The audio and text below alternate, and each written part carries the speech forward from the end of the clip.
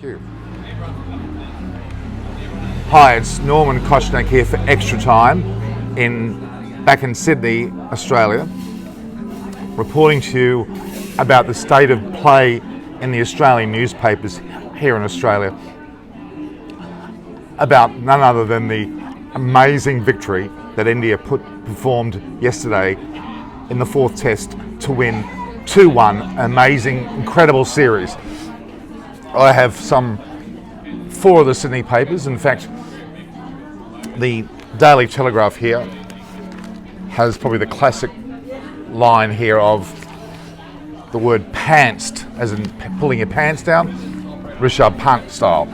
It says, pantsed, India embarrass our cricket stars in an incredible victory, which is quite a damaging word. The courageous Indians delivered Australia one of the most humbling losses in cricket history after pulling off a miraculous run chase at the Gabba yesterday. So that was the front page of the Daily Telegraph. That's in Sydney. The Courier Mail, which is also owned by the Murdoch family, would have the same page, and in Melbourne, the Herald Sun would have the same page. So all 3 pages would be headlining with the likes of Pant being hugged by Siraj with the word pantsed, which is quite amusing.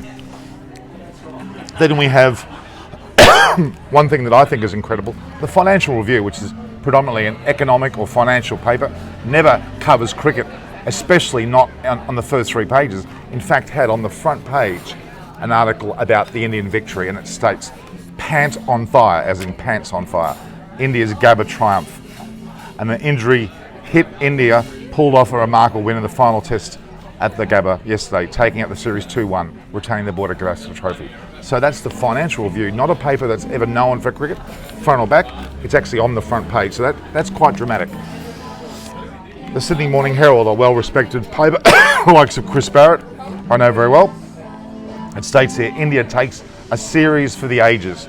A staggering innings from, again, Rishabh Pant steered India to an unlikely series win over Australia at the Gabba yesterday. So it's all about Rishabh Pant, which I'm sure as the article goes further, you'll see more about other players, but it seems to be that famous photograph of Siraj hugging Rishabh Pant, which is the main aspect of it. Although in my opinion, Shardul Thakur deserved equal man of the match honours with his 3 wickets in the first innings, 4 in the second, and ultimately the 67, which was crucial in the first innings. Then you've got Mohammad Siraj's 5 wickets in the second. You've got Shubman Gill's 91 in that 5th innings as well. And Pujara, the man that's been punch drunk by a number of balls hitting him, but still survived very well. A lot of people played significant roles, not unlike Rahane, of course, as captain on top of that. The 4th of the papers is the Australian, which is circulated throughout Australia, and that has, again, the same familiar picture of Pant being hugged by Siraj. And it says here, Posterity wins a great day of Test cricket. So it was more of a Gideon Haigh style discussion, more of a stylish nature, being very unbiased as he is. And effectively it says, it starts with 60 years ago at the Gabba, there was a famous conversation at tea time between Australian captain Richie Benaud and his chairman of the selectors, Sir Donald Bradman. A test match with the West Indies was going to the wire. It was a case for Australia's tail seeking a stalemate. That was deemed to be the best test ever. Well, he argues that it may have been matched by this particular greatest day of Test cricket. That is the 5th day of the 4th test at the Gabba, where the Gabba saw Australia knocked off for the first time since 1988, which is an amazing result in itself. So there you go, the 4 major newspapers of Australia cover almost entirely of the story about India's victory, and on top of that you have a situation where even the Financial Review states the following. This is Norman Kochnek for Extra Time. Please view, like and share the posts, subscribe, and not forget to provide commentary, provide feedback, and I'll answer them as best as I can.